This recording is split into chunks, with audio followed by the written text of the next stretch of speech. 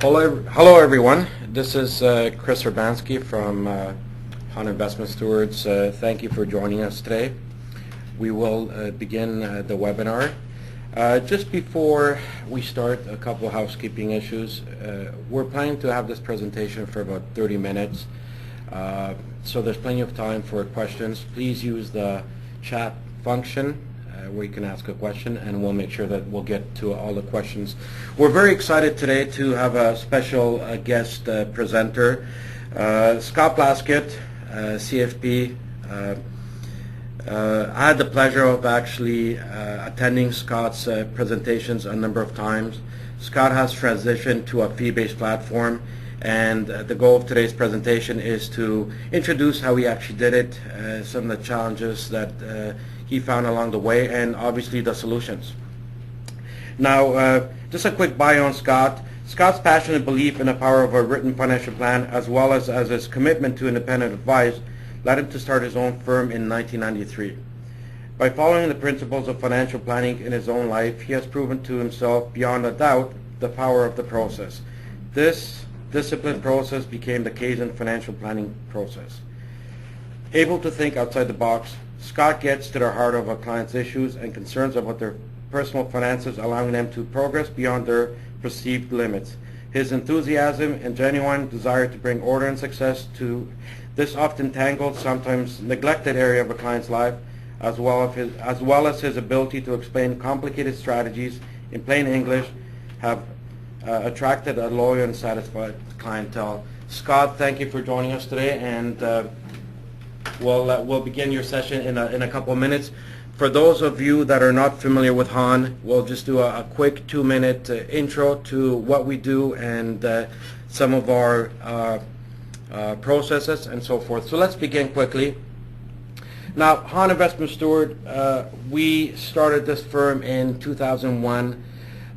We have the longest track record in the world doing what we do, which is globally balanced portfolios, utilizing ETFs in a separately managed account structure.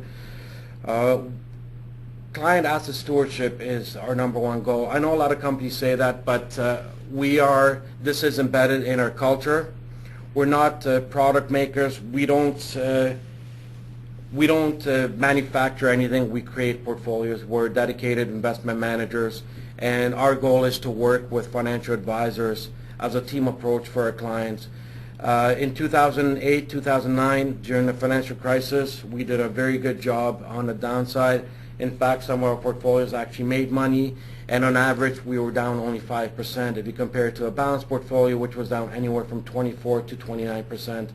We have a consistent long-term performance. And with that being said, I want to show you 2014 in review. Just quickly, what I have here is comparing two of our portfolios versus a traditional 60-40 Canadian balanced portfolio and a global 60-40. As you can see, in terms of performance, Canada obviously had a significant setback recently due to a number of factors, but as you can see, having a global diversified portfolio, while balanced, flexible, is paying off for HAHN. Looking at a longer term, as I mentioned, 2008, if you notice in 2008, this portfolio was down just slightly over 5%, but I want to point out quickly that every single portfolio that we have has recovered within 1 year after the setback. Now, we feel that our partnership as working with a financial advisor is very important. We also know that we're only part of your solution. Having an ideal added value financial plan for a client is obviously very important, and your job involves many things. So this is part of the reason why we invited Scott, because there's definitely a lot of changes in the industry, and having dedicated professionals in specific sectors, like in this case portfolio management, is, we feel, a major benefit. Now, this is a study that was done in July 2014, and obviously for many of you this is not new. There's a lot of changes happening in our business. CRM2 is part of them. The fact is that the clients are getting more sophisticated, information overload, and so forth. So how do you become different? How can you be competitive in this changing environment? As you may be aware, there's been a major shift in the UK in other parts of the world in the financial planning model, and we feel what Scott brings to today's presentation is going to give you a great insight into what has worked for him. Now, we're saying that to be successful, obviously, is you need to show added value, and once again, Scott is going to share with you what his added value is to his client base. Now, just quickly looking at what we can help you with. Well, we feel that we offer different tools to help you in your practice to really be different from your colleague down the street or your peers in the business. We manage compliance and administration, which means that we offload a lot of those functions that are obviously very important but at the same time time-consuming. Our client communication is second to none. We in fact have 16 touch points with your client. We work together with the advisor. We offer more support, and in fact anything that we do for your clients, we consider that it's conflict-free. We don't do any trading for the benefit of making money or revenue. We get paid on how much we manage for your clients, and obviously you as an advisor get paid based on the same principle. So nothing is ever done for the benefit of getting revenue from trading and so forth. Another important factor is the fact that our infrastructure itself is like no other in Canada. We have many things that we can do. In fact, we can do in-kind transfers, we can do DSC warehousing, we have portfolios that can accommodate accounts under $100,000, and by the way, that's our minimum, $100,000 for a true separately managed account. So once again, if you want more information on HAHN, feel free to call us directly, and we'll be more than happy to share everything with you. Now, in terms of for the client, obviously the client has discretionary portfolio management, which is a dedicated portfolio manager. The separately managed account structure is very beneficial. Individual cost base. In some cases, you can write off the management fee. Consistent benchmark beating performance. Once again, we have a long track record, and historically we have been doing very well. Access to some of the world-leading ETFs and so forth. So once again, if you want more information, please don't hesitate to call us. So now let's just quickly switch to Scott. So Scott. All right, well thank you so much. I'm just going to get my session set up here.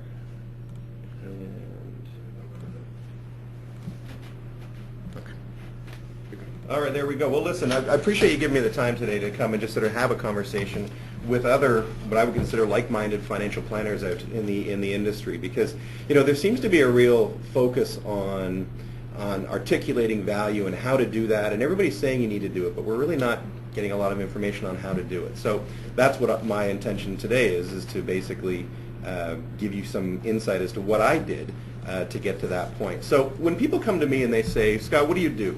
I used to say I'm a financial planner. Now I just basically say I'm part of the financial industry, and you can see all the different things that I'm involved with now. I run a financial planning firm. It's a boutique fee-based financial planning firm. I'm a host of a radio show called The Key to Retirement, which is on iTunes. There's another free radio show that I do called the Fee-Based Financial Planning Mastery Podcast, and this is a show that's actually been garnering a ton of attention from other financial planners, because really it chronicles my transition from running a commission-based practice into a fee-based practice. And so this is something I started in January of 2012, and since then, when I just checked yesterday, it's been downloaded 88,000 times, a little over 88,000 times. So it's been pretty cool. And if you want to find out more information on that, just go to feebasedfinancialplanningmastery.com and you'll get some information there. Also, we were the founder of the first Canadian fee-based financial planning syndicate. In essence, I didn't invent financial planning. I think I just took it more seriously than anybody else. So today is January 20th. And so what's important about January 20th? Well, to me, what's important about that is as of this date, I've collected or confirmed work totaling 52% of my annual 2015 revenue goal.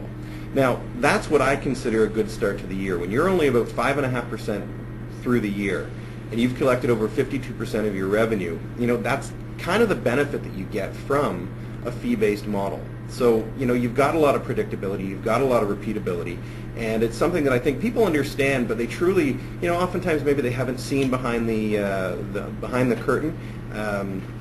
And really what it means is that you've got a lot of predictable revenue streams, so you can actually start focusing on your business as opposed to just running in your business and trying to catch up all the time. So how then do you gain clarity on your 2015 goal? And this is just something, I'm not going to go into too much detail on it now, but it's something that I've come across that is really, in my mind, it's one of the keys to allowing my business to transition and to get through and to really focus on the goals and to accomplish my goals. And it's something called a V2 MOM. And the V2 MOM is not something I created. I'm not going to take any credit for it. It was actually created by Mark Benioff, the founder of Salesforce.com. And if you want to get some more information on this business planning tool, it's a very simple tool, and that's what I like about it. I've actually done a full radio show on that tool, and as I say, it's the one tool that really has allowed me to sort of, catapult my business year after year because of the amount of clarity that it gives you. So I wanted to point that out because it really was one of the big turning points for my business. Okay, so now we want to talk about what's going on in the industry today, because I run a fee-based financial planning practice, and this is what people have said to me that they want to start transitioning to, but they just don't have a lot of information on how to do it. So I ask you this: are these challenges or are they opportunities? True or false? You as a financial advisor are suffering through a totally skeptical and mistrusting public, primarily caused by the avalanche of negative articles and reports of scandals in the media, and the resulting compliance panic at the home offices has made an already tough marketing and promotion situation nearly impossible. To me, I think that is a huge opportunity that can't be overlooked. It's something that's not going to come around very often, and I think it's here now, and we can take full advantage of it.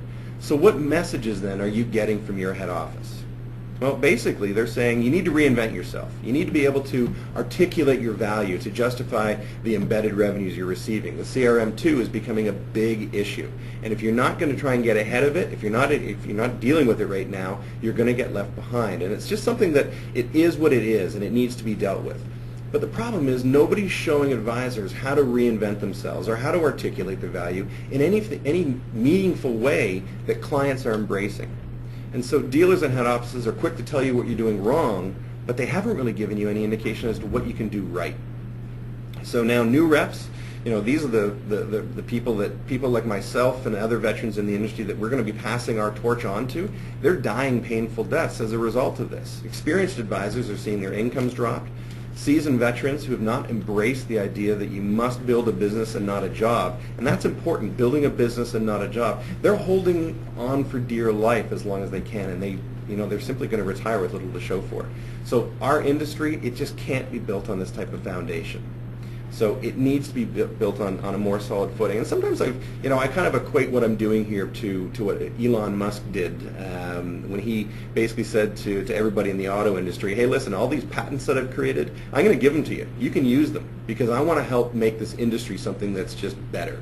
And that's really what I'm hoping that we can accomplish by sharing a lot of these strategies and tools of actual things that I've done that have got me to where I am today. And I'm not saying that my business model is the best business model. It simply is the best one for me, but it's one that's worked. And if you kind of resonate with the way I run my business, well, then this information is going to be valuable to you.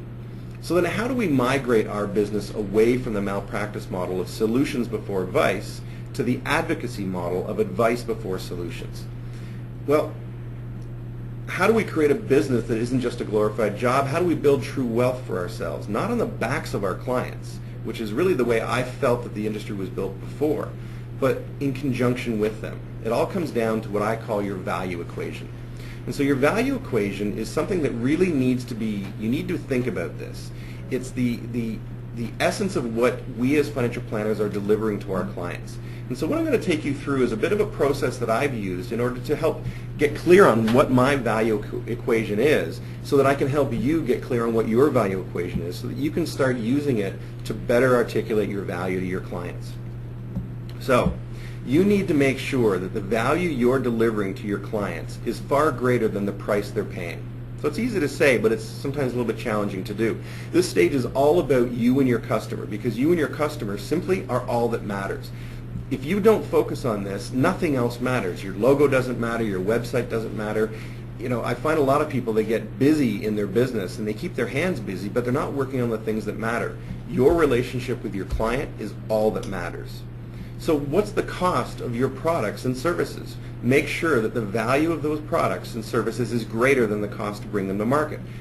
This is a tough equation. It's really difficult to work this out for most people who are wanting to migrate over to a fee-based practice. So this is, again, what I'm hoping to help you with today. In essence, it's the one thing that all dealers and head offices, they're telling you need to do this, but they're doing an absolute horrible job at showing you how to do it.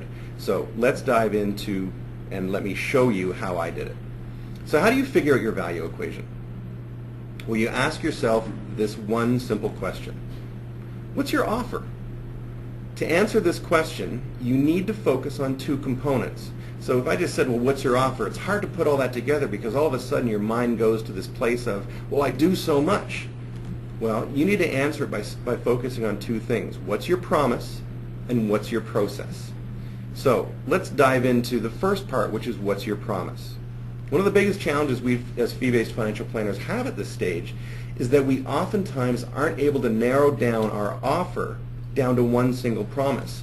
In essence, what we're doing is we tend to do something for one client, another thing for another client, and then continue to do a different thing for everybody we come into contact with. We basically burn ourselves out doing something different for each client. And this is something you've got to get away from. You've got to start focusing a little bit more on what it is that you're doing. Most financial advisors will chase down every opportunity they find, which leads you to doing a different thing for each client. And this is one thing that I found when I first started in the business. Chris, you and I were talking about it earlier today. It's, you tend to chase down any opportunity you can, but it's actually one of the things that's going to cause you not to succeed as time goes on. So you don't want to just grab any investment opportunity, any insurance opportunity, any financial planning opportunity. You can't really build a business by doing that. You've got to stay a little bit more consistent. You've got to get more focused on your approach. So the problem is that at this stage, if you don't get a consistent promise, you simply can't scale. You simply can't grow because you just get tapped out. And I've seen it too many times in this business when you get people who are, seem to be rocking and rolling, and all of a sudden they get to a point and they just can't get beyond. They don't know what staff they need. They don't know how to grow. They don't know how to get beyond because they haven't got a consistency to their business that gives them that predictability. This is what we need to start taking a look at. So take a look at your promise first. What is it exactly that you're promising your clients? I mean, think about that. If you were to write down a list right now in front of you, what are some of the things that you're promising to your clients? Well, it could be things like you're promising, you're going to get them more organized. You're going to give them access to more unique, better investment solutions. Maybe you're going to give them some financial advocacy, tailored solutions to a specific niche that you're working on. This could be sort of the makings of a promise. So write out your promise. And so sometimes, though, writing it out can be a bit of a daunting task. So I created a bit of a shortcut that allows you to get very clear on what it is, what your promise is. And so here's a little hack that I created. Write out your process, or write out your promise, write out everything you do, and then simply add the words "so that" after it, and then complete the sentence. So in other words, what I'm saying is, if you're promising organization, it's organization so that, and then explain what's important about the organization. Access to unique investment solutions so that, tailored specific to, solutions to a specific niche, maybe to business owners or something like that, so that you can what? Help the business owners do what? And so answering the "so that" will simply help you paint a picture for your prospects so that they will be able to see the value you're bringing to them. Okay? This is the first step in being able to properly articulate your value. So now, once you've kind of got a list of all your promises, you narrow it down to the ones that kind of resonate with you. And this is one thing that I struggled with at first, because at first I thought that you had to, I don't know, maybe some of you come across this as well, where people say, well, you need to focus on a niche. So look at your business and find out if there's a niche. Well, heck, I looked at my business one day and I couldn't find any niche at the when I did that initially. So I got very stressed. I thought, how am I failing? Am I just doing so much for everybody? I'm not able to really focus on any one. Well, what I realized was that you don't need to focus down your niche. You just need to focus down your direction for that particular campaign.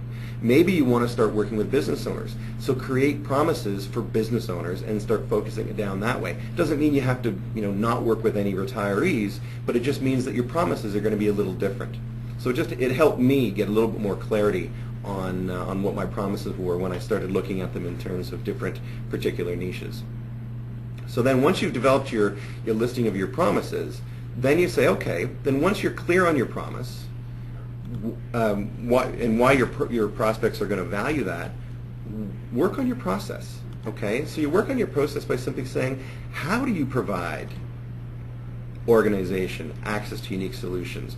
Whatever it is you've listed, start listing the how you're going to do it. The first part is all about the what you do, what your promise is, but the second part is then starting to articulate the how you do.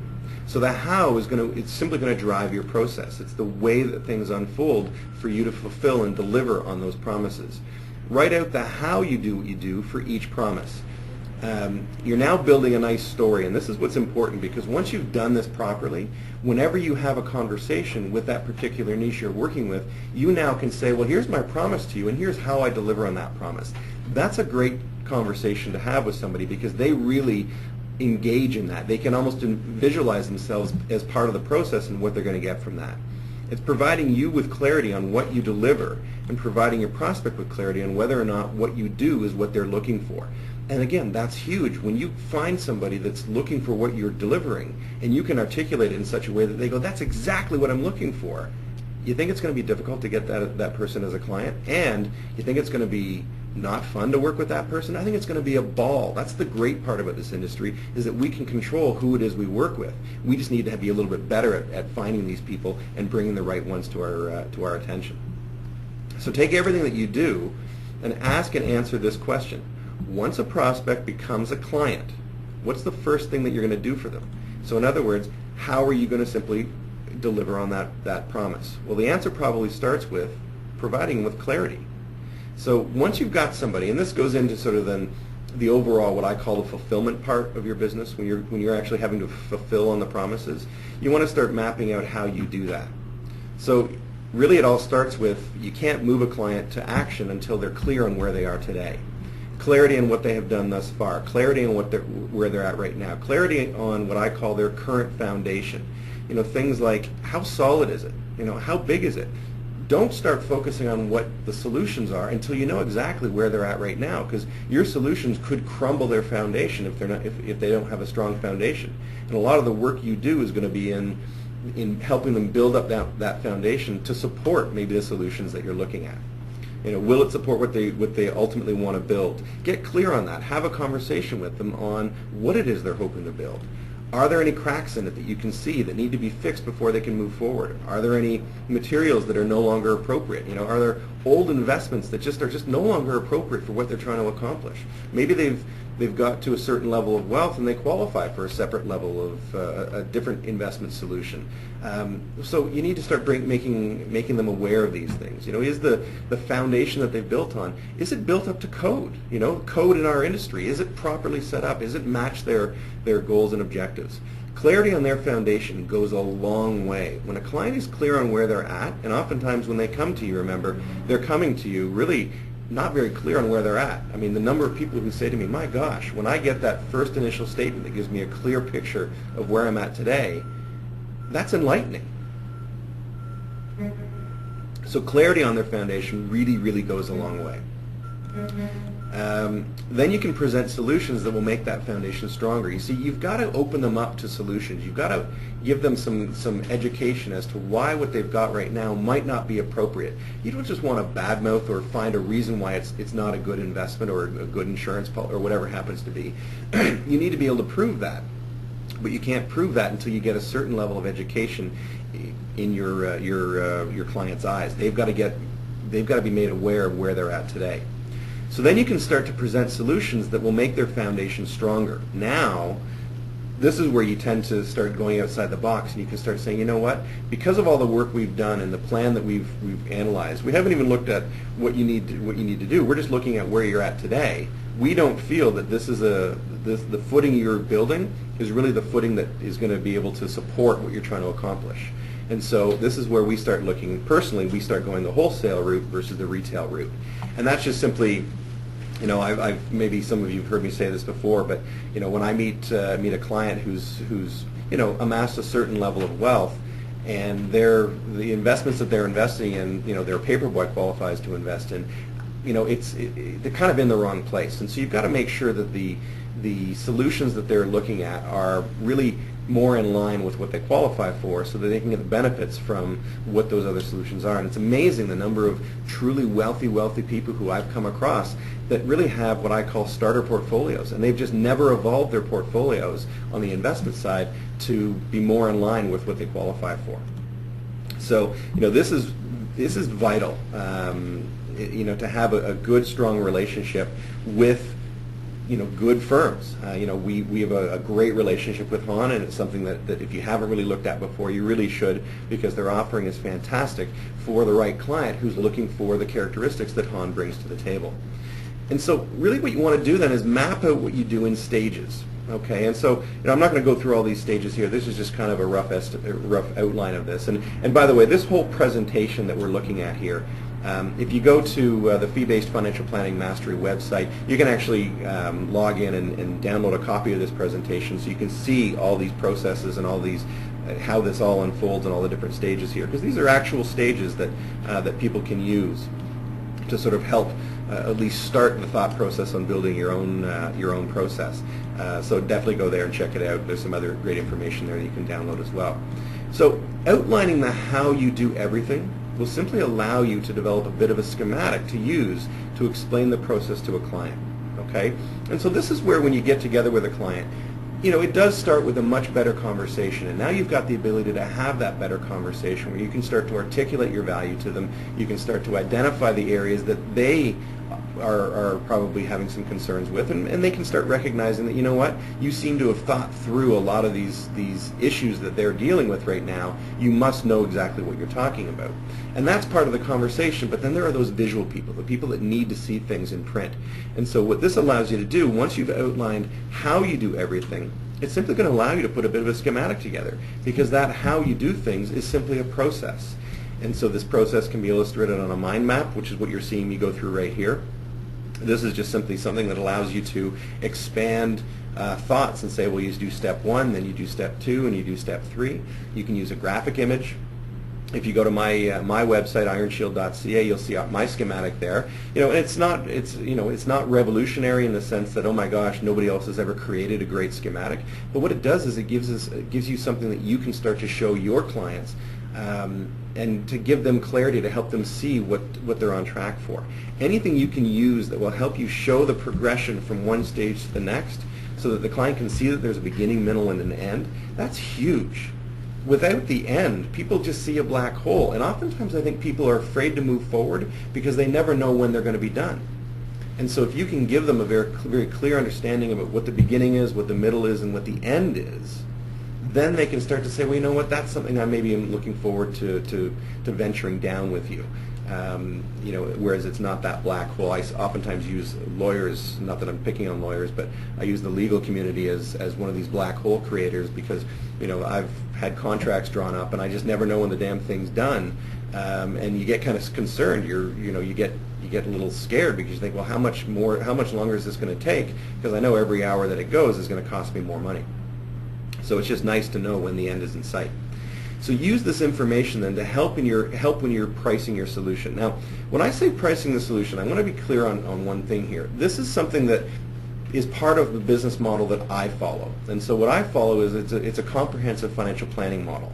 But the fees that I charge for the financial planning are independent of any implementation. I charge fees for financial planning. I have some clients that don't implement through me, but I'm not going to not work with them because they want the financial planning.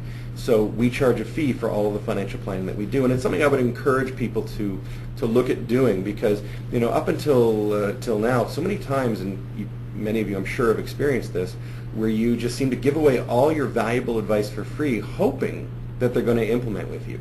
Well, the problem is that people are starting to see through that. They're starting to see that when you're giving away free financial planning advice, the results, the recommendations are kind of tailored to implementing.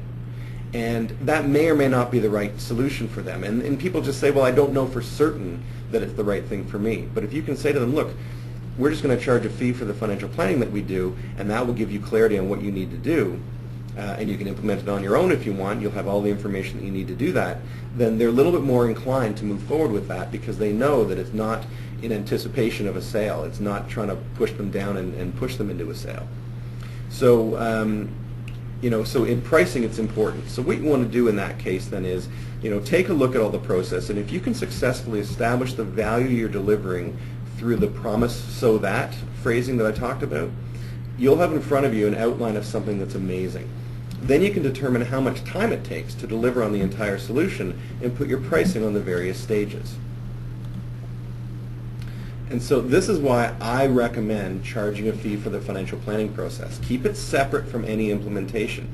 Then you charge for the investment implementation and oversight should a client wish to use you and your firm's solutions. By charging a fee for the financial advice, for the financial planning advice, clients are simply more engaged in the process. Clients are more motivated to implement your recommendations in order to extract the value available to them through your customized solutions. Simply put, when people pay, they pay attention. And that's one of the big changes that I noticed, that as soon as I started charging a fee for the financial planning advice, my implementation rates went through the roof. And I know there's some of you out there who are nodding your head going, yeah, I agree. And if you're not aware of the power of that, start paying attention to it, because when people pay, when you pay for something, you look for the value. You look to make sure you get value from it. Think about it. If somebody people pay me a minimum of $2,000 for the development of a financial plan, if you're going to pay me $2,000, then you're going to want to find, at least $2,000, and I'm actually recommending that the client needs to find $20,000 or 10 times that in value. So really focus on that, and now you can start to see how you've got a bit of a process that starts to unfold that allows you to deliver on that promise. Now, what you've done is created a program that your clients can pay to participate in. The program has nothing to do with product. The only product you're promoting is the process you've created. In essence, you've now successfully productized your service, and you're now able to have better financial conversations with your clients like nobody else, because no other firm has your unique productized service. So you can see now how going through this process, it simply allows you to articulate your value, why you're doing what you do, what your promise is. If they buy into the promise and they're looking for that promise, you outline for them how you deliver on that, and it really just draws people in, and people are engaged to work with you. So that's kind of the message that I wanted to get through to people today, was that there is a way of articulating your value. And by following this process, you might be able to gain some clarity for yourself on how to do that. Then once you've got that, you've developed the whole financial planning process, you really do need a key top-notch implementation team. The key to developing any proper fee-based financial planning practice is simply to be able to articulate your value through your productized service, to recognize that your value is not through the implementation, but through the ability to have better financial planning conversations with your clients, to have the best implementation solutions available to you so that you can rely upon and oversee. Because once you've gone through all that work, people trust you. You've built rapport with them. And if you then have really high quality solutions that really do resonate with what they're looking for and will really help them accomplish their goal, there's no reason why they won't say no on implementing it with you, because they just trust you and you've built that rapport. So hopefully that gives you some insight. And that's kind of what I wanted to go through today. And so now what I'm going to do is really just encourage some questions, because hopefully this gives you a chance to sort of ask questions about areas that I maybe have touched on that you want me to go a little bit more detailed or deeper on.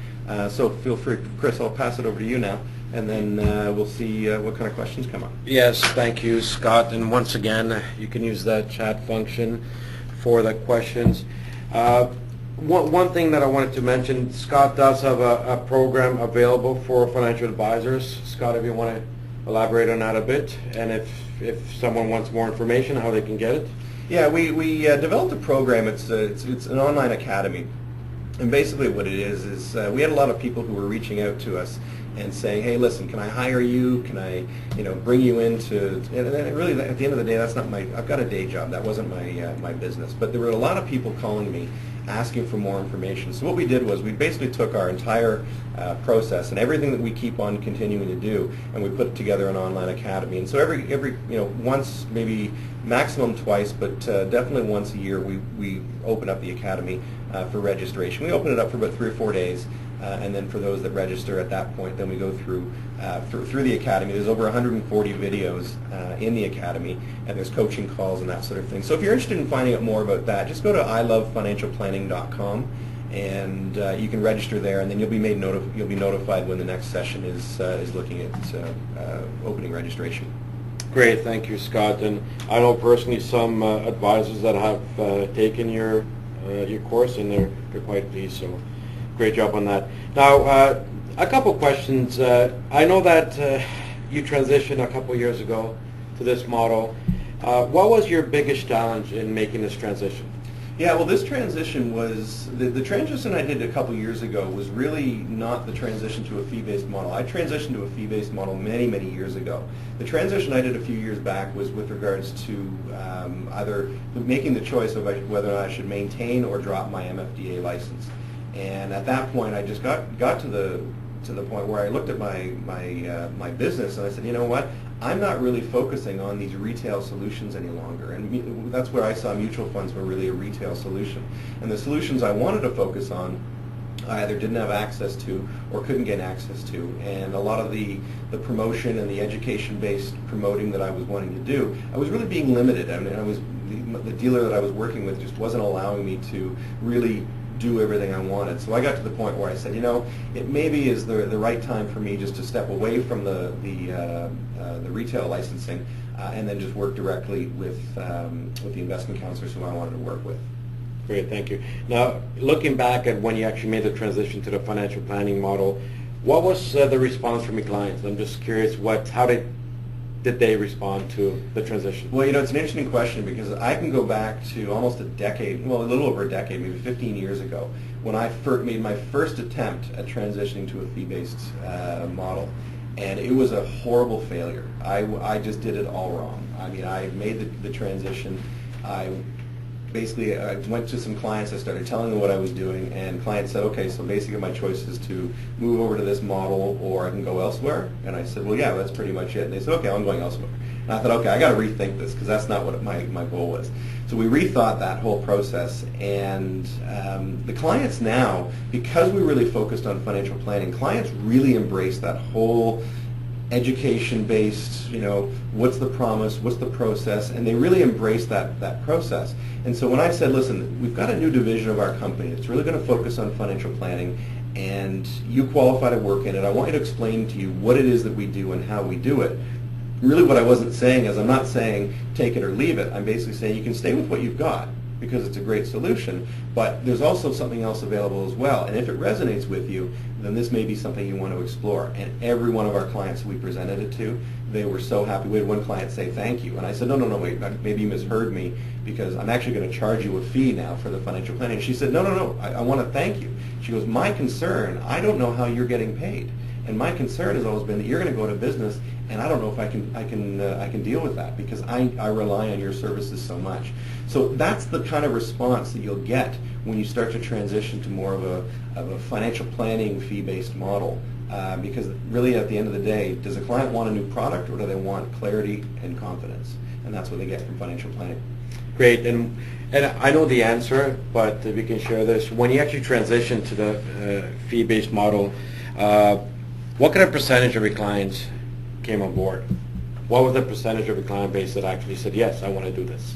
Every client we presented it to embraced it completely. Exactly, and that's what I want to kind of stress out, because when I'm on the road talking to advisors, that's the biggest fear that I hear. You know, my clients are not, they're not going to like this, they're not going to adopt it because, you know, of this and this and that. But the reality is, and this is a prime example, Scott, that's false because every single client adopted your model or what you wanted to do. Yeah.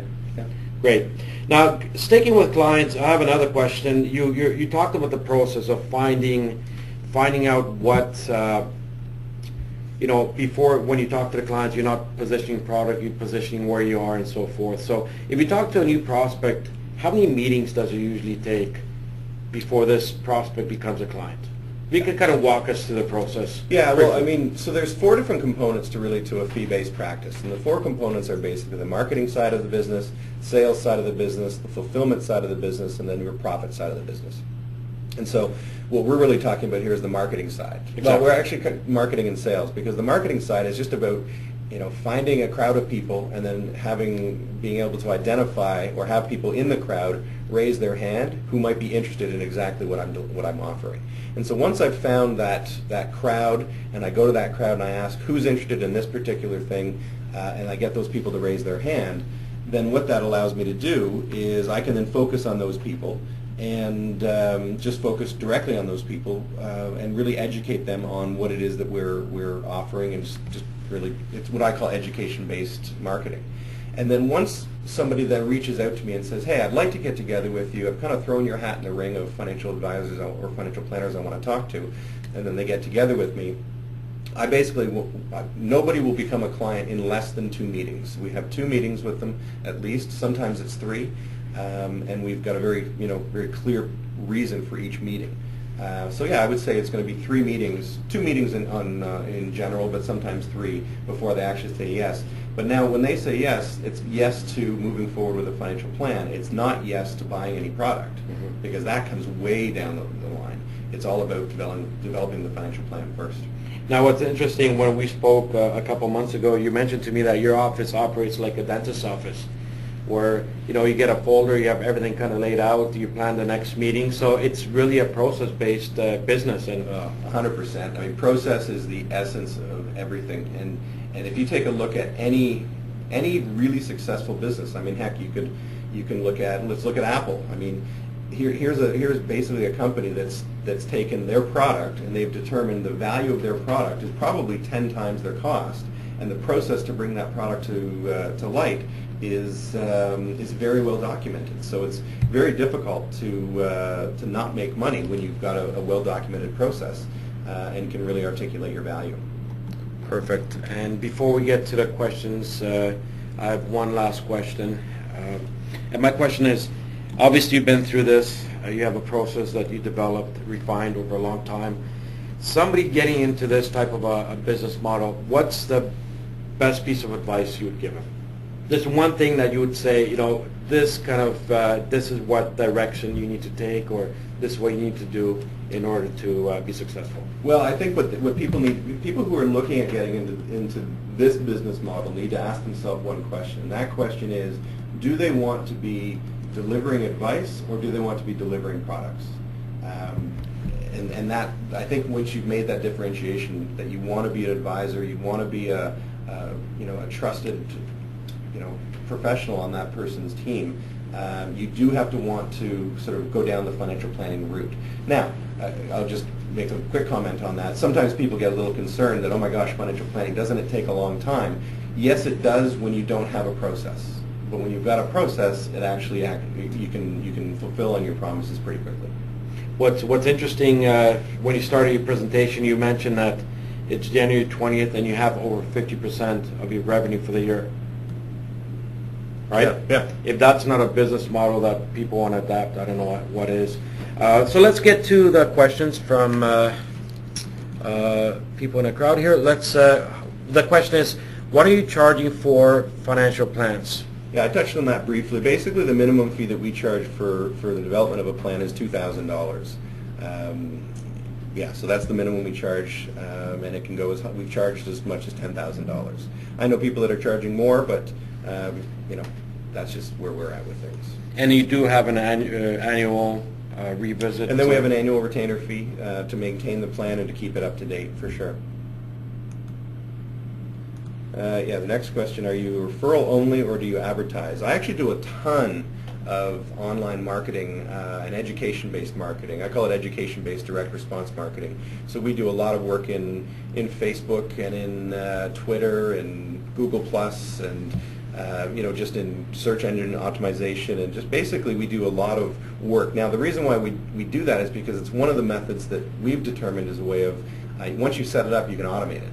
So it doesn't mean you have to be doing a lot of work. There's a lot of work up front to get it set up, but once it's set up, then it just kind of runs itself. It's interesting. I want to add something. Automation is very important. I was attending one of your presentations, physical presentation, and you were speaking, and yet I received an email from you, essentially, because obviously you pre-planned it a couple days before and it was all automated. So that's definitely a benefit to that. Yeah, embracing technology in this day and age is can be quite valuable. Okay. If we skip to the next question, please. Yeah. So tell me about recurring fees for annual reviews. Specifically, how do you value the stage in dollars? Are customers resistant to this? Yeah. So you can actually, there were a couple ways of I guess charging for your services. You can either do it through per stage, so you can charge per stage. We decided not to do it on a per stage basis, just because we didn't want people to miss out on a stage that we knew was important to them, that maybe they didn't understand was important to them. So we went to more of a flat fee for a program, and then everything gets included in that program. Now what's interesting too, I want to add, if you want to kind of elaborate on the way clients can pay, because I found it very interesting when you told me. Oh yeah, well we basically, I've got a little device that hooks into my iPhone, and when they want to move forward with our services, we swipe their credit card for the financial planning fees. So it's instant. It's an once again automated process, yeah, and no bounce checks. And it's true, but you know, there's a reason why we did that, because one of the challenges that people often have, or one of the fears that people have in migrating to a fee-based model, is that they think that there's going to be a huge revenue dip. Right? They think, oh gosh, if I go away from a commission-based model to fees, maybe I get a new client, but I've got to wait 12 months to get, you know, whatever my fee is, and you know, where I can do a commission-based and I can get maybe 4 or 5 times that right up front. And what we found was that when you charge a fee for the financial planning, it actually helps bridge that gap. And people, as I say, there's not a lot of resistance to charging that fee. Great. So let's move on to the next question. So if after a client pays for a plan, do you discount the amount if they implement with you? That is a great question, and the answer to that question is no. Because if you discount your plan, you in essence are discounting its value. And you know, I'm a strong believer that says if you're going to spend the time in putting together a financial plan that's worth $2,000, or in my case, you want to make sure that the plan's value is $20,000 if you're charging $2,000. If you then go ahead and say, oh, and then if you implement, I'll discount the fee, you've suddenly discounted all the work you've done. And I think there's a negative connotation that goes along with that. And people kind of respect the fact that when they pay the fee for the financial plan and the oversight, they're paying that fee. So I don't think it makes any sense to do the discounting. And the fact is, just continue that briefly, they can implement somewhere else if they choose to. Oh, sure, if they want to. Exactly. Yeah. Okay, so the next question, is there any relationship between the investable asset sizes and the clients that are attracted to the planning fee model? You know, when I first started this, I thought there was. I thought there was going to be, you know, smaller clients or clients that didn't have a lot of assets were going to resist the financial planning. In actual fact, the exact opposite ended up being the case. We had people that were coming to us saying, listen, I've got really nothing, but I want to make sure I'm on track. I want to make sure, I mean, case in point, one of the colleagues in my office went and met with a referral the other day, and she was a young girl that who really just was starting out, but she wanted to do it right. And she was more than happy to pay the financial planning fee to make sure she didn't make mistakes along the way. To her, it was less expensive to make sure she avoided the mistakes and by paying the fee than to not pay a fee, potentially make some mistakes, and lose all those years. That's great. So moving on quickly here. Are you required to charge HST? We do charge HST simply because the fees that we charge have exceeded the HST requirements. So yeah, I mean, I think it makes sense if you're going to do that to get your HST number. What would go into the plan that you would value at $20,000? Basically, you know, if I'm going to value it at $20,000, you can't. How do I put it? I'm not going to say that there's an actual direct correlation between, okay, I received a value of $20,000 from starting with a plan that I paid $2,000 for. What people get is they get a lot of confidence, and people put a value on that confidence. And so I just use it kind of as a rule of thumb. You want to make sure the value you're delivering is 10 times what you're charging. And because remember, what it does is as well, if you're charging $2,000, when you simply look at what you're delivering to somebody, it actually makes your plan a better plan. Because if you don't feel it's worth $2,000, then you're going to step up your game. So that's, again, something I found is that once you start charging the fees, the actual results of your financial planning, the deliverables and the communication, they go up. How are we doing for time here? Yep. We've got a couple more questions. All right, good. What do you do with clients that don't want a plan but want to continue to implement the investment management part of the plan? Well, I don't have enough information from the question because generally we won't be working with the client if they haven't moved forward with our financial planning services. So I won't get to a point where somebody says, yeah, I don't want the plan, I just want the investments. If that's what they want, they already know what investments they want, then why don't they just go buy the investments themselves? It's a lot cheaper for the client that way. Great. Let's look at the next question. I'm sorry, I think we're Okay, I have one last question. In terms of the actual financial plan, and I know it really depends on the client and how complex the situation is, but what would you say is an average, because I get those questions sometimes, what would you say is an average financial plan? How long does it actually take you to go through the whole plan? Well, the delivery of the plan generally happens in three meetings, 2 to 3 meetings, where we go through the entire plan in its completely. Now that then parlays into the implementation meetings, because the client will say, okay, great, now I know exactly what I need my investments to do. I know what my required rate of return is. I know I know everything I need to do. So then they have a choice. They either do it themselves or they ask me. Well, 9 times out of 10 they're going to say, well, what would you recommend? And so I say, well, you know what, we've got some solutions that we can turn to. Why don't we go have a conversation with one of those solutions? We sit down, we have a conversation with, we've had conversations, Chris, you and I, with clients where we sit down, have those conversations, and then we really just go through that whole implementation process. And then they now know exactly that the solution we've recommended totally resonates and is totally in line with what they need to accomplish. So it just is sort of a nice match. Great. Thank you, Scott. It looks like that's the last question. If anyone wants more information, Scott mentioned ilovefinancialplanning.ca. Yeah, ilovefinancialplanning.com will get you information on the academy. But if you just want to go I've got 48 hours worth of radio shows, free radio shows that you can subscribe to on iTunes. Just go to feebasedfinancialplanningmastery.com or just Google my name. You'll probably find it that way as well. Great. So once again, I would like to thank everybody for attending today's webinar. I hope you found you found the information valuable. And if you want more information on HAHN Investment Stewards, feel free to visit our website or give us a call.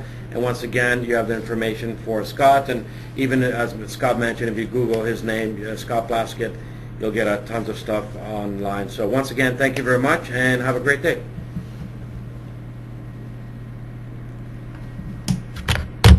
That was really, really good. Awesome. Really good. Here. Yeah, I do that.